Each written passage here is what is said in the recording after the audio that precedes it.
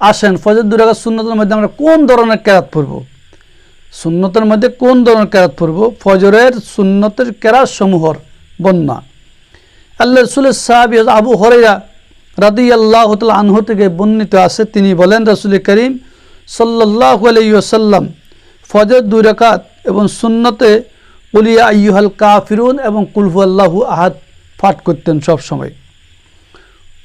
অন্য আরেক রাওয়ায়াতে আছে আল্লাহ রাসূলের সাহাবী আব্দুল্লাহ ইবনে ওমর রাদিয়াল্লাহু তাআলা আনহু থেকে বর্ণিত, তিনি বলেন বিশ্বনবী মুহাম্মদ রাসূলুল্লাহ সাল্লাল্লাহু আলাইহি সাল্লামকে বলতে শুনেছি, তিনাকে 1 মাস পর্যন্ত আমি দেখেছি। রাসূল করিম সাল্লাল্লাহু আলাইহি সাল্লামকে 1 মাস পর্যন্ত দেখেছি তিনি ফজরের 2 রাকাত এবং সুন্নত কুল ইয়া আইয়ুহাল কাফিরুন এবং কুল হুয়াল্লাহু আহাদ সূরা ইখলাস পাঠ করতেন।